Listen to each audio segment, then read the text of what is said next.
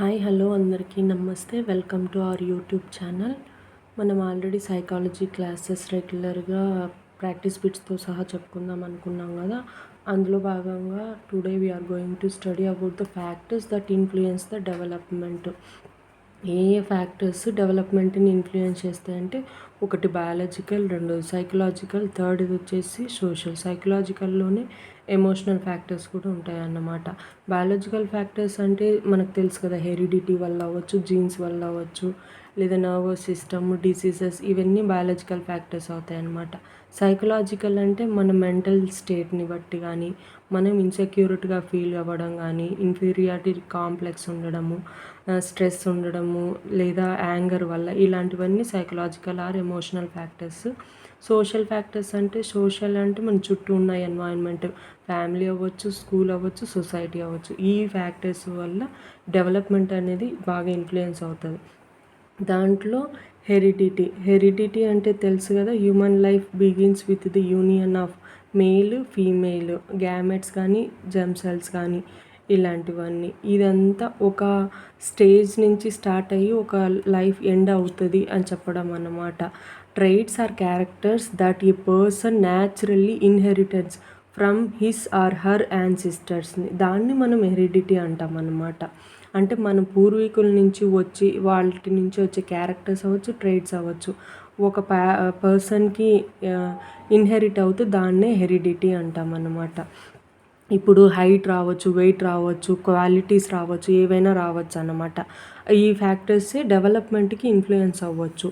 కొంతమంది మంచిగా ఉంటే వాళ్ళ పిల్లలు మంచిగా ఉంటారు. ఆ క్యారెక్టర్ అని వాళ్ళ పేరెంట్స్ నుంచి, అంటే హాఫ్ ఆఫ్ ద పేరెంట్స్ నుంచి వస్తాయి, 1/4 గ్రాండ్ పేరెంట్స్ నుంచి, 1/8 అది కంపల్సరీ అవ్వకపోవచ్చు, కానీ మన పూర్వీకుల నుంచి కాస్త అయినా కొన్ని క్యారెక్టర్స్ ఇన్ఫ్లుయెన్స్ రావడానికి కారణమవుతాయి అన్నమాట. హెరిడిటీ ప్రాసెస్ చూద్దాము. Life begins with the fertilisation of the sperm and ovum. దాన్ని ఫర్టిలైజేషన్ తర్వాత ఏం ఫామ్ అవుతుంది అంటే జైగోట్ ఫామ్ అవుతుంది. Zygote leads to embryo leads to foetus forms the male or female. అంటే ఇవి స్టేజెస్ అన్నమాట. ఈ స్టేజెస్లో ఇవి ఆర్డర్ వైజ్ అడగచ్చు, లేకపోతే జైగోట్ తర్వాత ఫామ్ అయ్యేది ఏంటి అని అట్లా అయినా అడగచ్చు అన్నమాట. జైగోట్లో న్యూక్లియస్ ఉంటుంది అనమాట. దాని అండర్స్టాండింగ్ కోసం ఇక్కడ చూడండి. ఒక సెల్ తీసుకుంటే సెల్లో జైగోట్ ఫామ్ అయిందంటే అందులో న్యూక్లియస్ ఉంటుంది అనమాట. ఆ న్యూక్లియస్లో క్రోమోజోమ్ సెల్స్ ఉంటాయి. క్రోమోజోమ్స్ పైనే జీన్స్ ఉంటాయి అన్నమాట. ఈ జీన్స్ వల్లే మనకి క్యారెక్టర్స్ ఇన్హెరిట్ అవుతాయి అన్నమాట. ఒక్కొక్క క్రోమోజోమ్ మీద 3000 జీన్స్ ఉంటాయి. ఇది ఇన్ఫర్మేషన్ గుర్తుపెట్టుకోండి. ఇందులో ఎక్స్ క్రోమోజోమ్ వచ్చేసి లాంగ్గా ఉంటుంది, వై క్రోమోజోమ్ వచ్చేసి కొంచెం షార్ట్గా ఉంటుంది అనమాట. ఒక హ్యూమన్ బాడీ తీసుకుంటే ఎన్ని పెయిర్స్ ఆఫ్ క్రోమోజోమ్స్ ఉంటాయంటే 23 పెయిర్స్ ఆఫ్ క్రోమోజోమ్స్. పెయిర్స్ ఎన్ని అంటే 23 అవుతాయి, నెంబర్ ఎంత అంటే 46 అవుతాయి అన్నమాట. అందులో 22 పెయిర్స్ వచ్చేసి నార్మల్ ఆటోజోమ్స్ అంటాము, అవి ఫిజికల్ క్రోమోజోమ్స్ అని కూడా అంటాము. సెక్స్ క్రోమోజోమ్స్ వచ్చేసి ఓన్లీ 1 పెయిర్ ఆఫ్ క్రోమోజోమ్స్ ఉంటాయి, దాన్ని మనం అల్లోజోమ్స్ అంటాం. అల్లోజోమ్స్ అంటే సెక్స్ క్రోమోజోమ్స్ 1 పెయిర్, ఆటోజోమ్స్ అంటే 22 పెయిర్స్. ఓకేనా. తర్వాత ఇది ఫర్టిలైజేషన్ జరుగుతుంది, ఇదంతా మనకు తెలుసు కదా. కాకపోతే మేల్ ఎలా ఫామ్ అవుతుంది, ఫీమేల్ ఎలా ఫామ్ అవుతుంది అంటే, ఇఫ్ ఇన్ కేస్ మేల్ నుంచి తీసుకుంటే XY 2 క్రోమోజోమ్స్ ఉంటాయి. ఫీమేల్కి అయితే ఓన్లీ 1 టైప్ ఆఫ్ క్రోమోజోమ్స్ ఉంటాయి అన్నమాట. అవి రెండు, ఒకవేళ మేల్లోని స్పర్మ్ ఎక్స్ క్యారియర్ని ఇక్కడ ఫీమేల్లోని ఇది ఒకటే ఎక్స్ టైపేగా క్యారీ చేస్తుంది కాబట్టి దీంతో ఫెర్టిలైజ్ అయితే అప్పుడు ఏం ఫామ్ అవుతుంది అంటే ఎక్స్ కాబట్టి మళ్ళీ ఫీమేలే ప్రొడ్యూస్ అవుతుంది. ఒకవేళ మేల్ స్పర్మ్లోని వై క్రోమోజోమ్ని క్యారీ చేస్తూ ఉంటే ఎక్స్తో ఫర్టిలైజ్ అవుతే XY ఫామ్ అవుతుంది, అంటే మేల్ ఫామ్ అవుతుంది అన్నమాట. అంటే డిటర్మినేషన్ ఆఫ్ సెక్స్ ఎవరి వల్ల అంటే మేల్ వల్ల కానీ ఫీమేల్ కాదు. Female does not decide the sex of the baby. ఎవరు డిసైడ్ చేస్తారు సెక్స్ ఆఫ్ ద బేబీని అంటే మేల్. అంటే అమ్మాయా అబ్బాయా అని కారణము మేల్ అవుతారు కానీ ఫీమేల్ కానీ కాదు. నెక్స్ట్ ఇక్కడ ఫెర్టిలైజేషన్ ప్రాసెస్ మొత్తాన్ని మనము ప్రెగ్నెన్సీ అంటాము. ఆ ప్రాసెస్లో ఒక్కొక్కసారి ట్విన్స్ కూడా పుట్టచ్చు అనమాట. ఐడెంటికల్ ట్విన్స్ పుట్టచ్చు, నాన్ ఐడెంటికల్ ట్విన్స్ పుట్టచ్చు. అంటే అలాగే క్యారెక్టర్స్ వస్తాయి అంటాం కదా. ఒకవేళ zygote splits into 2 parts resulting in the birth of identical twins. ఒక జైగోట్ 2గా డివైడ్ అయితే అప్పుడు సేమ్ టైప్ ఆఫ్ ట్విన్స్ పుడతారనమాట. వాటినే ఐడెంటికల్ ట్విన్స్ అంటాము. ఐడెంటికల్ ఫామ్‌లో ఉండొచ్చు, సేమ్ సెక్స్ ఉండొచ్చు. అంటే ఇద్దరు అబ్బాయిలు అవ్వచ్చు, ఇద్దరు అమ్మాయిలు అవ్వచ్చు. సేమ్ హెరిడిటీ ట్రైట్స్ కూడా ఉండొచ్చు. ఒకవేళ union of 2 different sperms and eggs, 2 వేరు ఎగ్స్ స్పర్మ్స్‌తో ఫర్టిలైజేషన్ జరిగితే అప్పుడు డిఫరెంట్ ట్విన్స్ పుడతారనమాట. వాళ్ళని నాన్ ఐడెంటికల్ ట్విన్స్ అంటామనమాట. వాళ్ళు ఒకరు అబ్బాయి, అమ్మాయి అవ్వచ్చు, సేమ్ క్యారెక్టర్స్ ఉండొచ్చు, సేమ్ క్యారెక్టర్స్ లేకపోవచ్చు అనమాట. అవే లాస్ ఆఫ్ హెరిడిటీ అంటామంటే. హెరిడిటీలో లాస్ ఉంటాయి. అంటే సేమ్ క్యారెక్టర్స్ వస్తే లా ఆఫ్ సిమిలారిటీ మీద డిపెండ్ అయి ఉంటుంది. ఒకవేళ వేరియేషన్స్ ఉంటాయి, అంటే కొన్ని డిఫరెన్సెస్ పిల్లలకి వస్తే దాన్ని లా ఆఫ్ వేరియేషన్స్ అంటాం. అస్సలు వాళ్ళలాగా కాకుండా పూర్తిగా వ్యత్యాసంగా పిల్లలు ఉంటే దాన్ని లా ఆఫ్ రెగ్రెషన్ అంటాం అన్నమాట. నెక్స్ట్ ఇక్కడ చూడండి, ఇది చాలా ఇంపార్టెంట్. మీరు స్క్రీన్ షాట్ అయితే తీసుకోండి. నేను ఈమెయిల్లో పెట్టడం నాకు కుదరదనమాట. కాబట్టి మీకు ఇది కావాలి అంటే స్క్రీన్ షాట్ తీసుకొని ఇది చదువుకోండి. ఇందులో నుంచి ఇప్పుడు ఇది ఇచ్చి వాళ్ళు ఒకవేళ అడగాలి అంటే conducted a research on the family of Darwin అని అడిగినప్పుడు ఎవరు, కింద ఆప్షన్స్లో వీళ్ళు ఇచ్చినప్పుడు మనం పియర్సన్ అని ఇట్లా ఉంటాయి అన్నమాట క్వశ్చన్స్. సో ఇది మీరు స్క్రీన్ షాట్ తీసుకోండి. నెక్స్ట్ ఎన్వైరన్మెంట్ అని చెప్పాం కదా. మన చుట్టూ ఉన్న ఎన్వైరన్మెంటల్ ఎక్స్టర్నల్ ఫ్యాక్టర్స్ మనల్ని ఇన్ఫ్లుయెన్స్ చేయొచ్చు. అది ఎర్త్, ఎయిర్, వాటర్ అవ్వచ్చు, ప్లాంట్స్ కావచ్చు, అనిమల్స్ అవ్వచ్చు, లేదా ఫ్యామిలీ, స్కూల్, కమ్యూనిటీ అవ్వచ్చు, ఏదైనా అవ్వచ్చు అనమాట, మనకున్న హ్యాబిట్స్. తర్వాత ఇది రెండోది,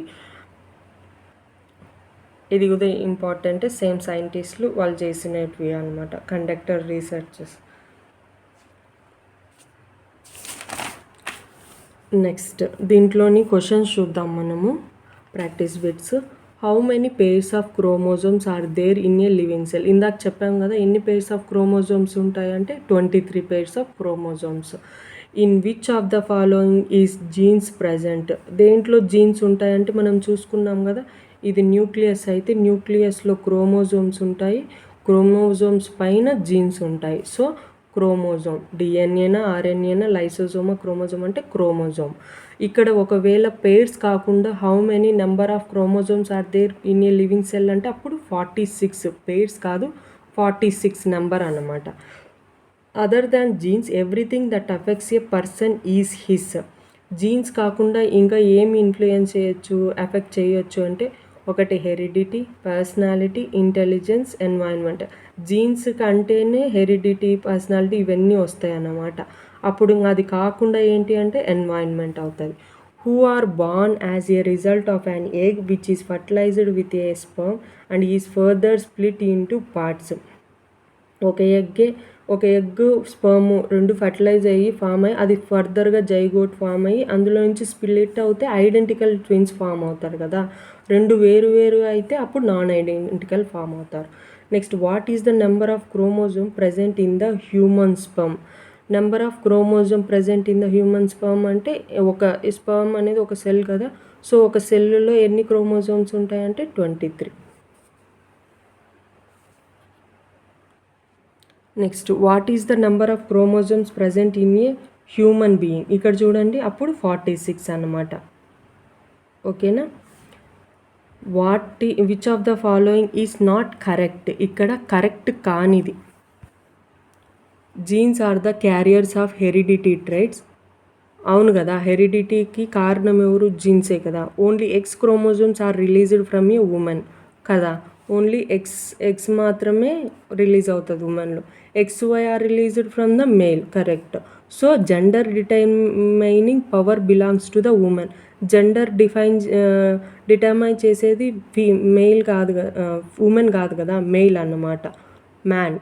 సో ఇది తప్పు, నాట్ కరెక్ట్, కాబట్టి ఇది option 4. Next, which of the following factors affects A persons personality? A factors పర్సనాలిటీని ఎఫెక్ట్ చేస్తుంది అంటే ఒకటి హెరిడిటీ, అవును. ఎన్వైరన్మెంట్, అవును. ఎయిదర్ హెరిడిటీ ఆర్ ఎన్వైరన్మెంట్, ఇది అవ్వచ్చు, ఇది అవ్వచ్చు, 2 అవ్వచ్చు అన్నమాట. సో మనకు దాదాపు ఆప్షన్స్లో బోత్ కానీ ఆల్ కానీ ఉంటే ఆప్షన్ అదే చూస్ చేసుకోవాలి mostly. Factors like intelligence, emotions, aptitudes, attitudes etcetera which effects a person's development are, ఇవన్నీ మనం ఎమోషన్స్, యాప్టిట్యూడ్స్, ఇంటెలిజెన్స్ ఇవన్నీ సైకలాజికల్ ఫ్యాక్టర్స్ అన్నమాట, బయాలజికల్ కాదు. బయాలజికల్ అంటే హెరిడిటీ, జీన్స్, డిసీజెస్ ఇలాంటివి వస్తాయి. సోషల్ అంటే మనకున్న ఫ్యామిలీ, సొసైటీ ఇవి వస్తాయి. ఇలాంటి ఎమోషన్స్, యాప్టిట్యూడ్స్ అన్నీ సైకలాజికల్ అనమాట.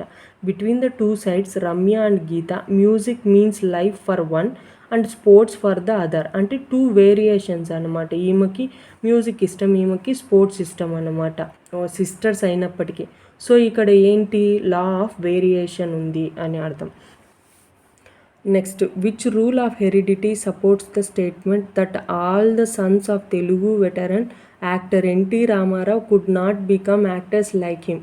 ఎన్టీ రామారావు పిల్లలందరూ యాక్టర్స్ అవ్వాలని రూల్ ఏం లేదు కదా. సో అది ఏ లాని డిఫైన్ చేస్తుంది అంటే లా ఆఫ్ వేరియేషన్. ఒక్కొక్కరు ఒక్కొక్కలాగా అవ్వచ్చు అనమాట, వేరియేషన్ ఉంటుంది.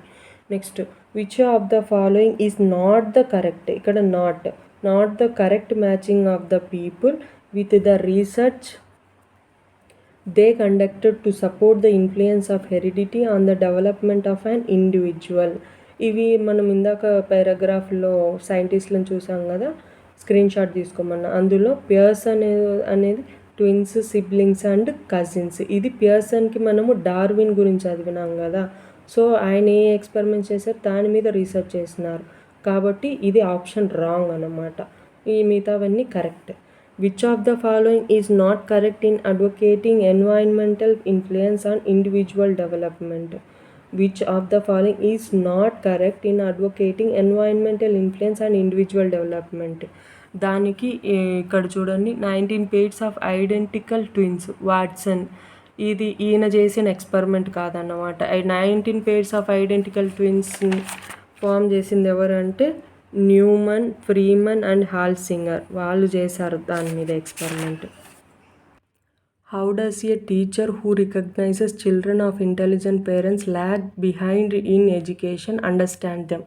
అంటే ఇంటెలిజెన్స్ పేరెంట్స్ పిల్లలు వాళ్ళ చిల్డ్రన్ ల్యాగ్ అయి ఉంటారు ఎడ్యుకేషన్లో అని దేన్ని బట్టి, ఇక్కడ ఉన్న లాస్ని బట్టి ఏంటి అంటే that there is a regression effect on them, అంటే పూర్తిగా వ్యత్యాసంగా ఉండొచ్చు అని అర్థం అన్నమాట. Which of the following laws indicates that the reason why the children of talented parents are not able to excel in education in the ఇది కూడా law of regression అనమాట.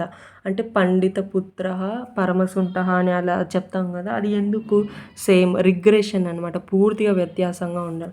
What are the things that are determined during fertilisation? అంటే ఇక్కడ అన్ని gender, heredity, babies ఇదంతా. A girl named Ramya is 3 years old. Her development has slowed down due to malnutrition. What could be the reason for this?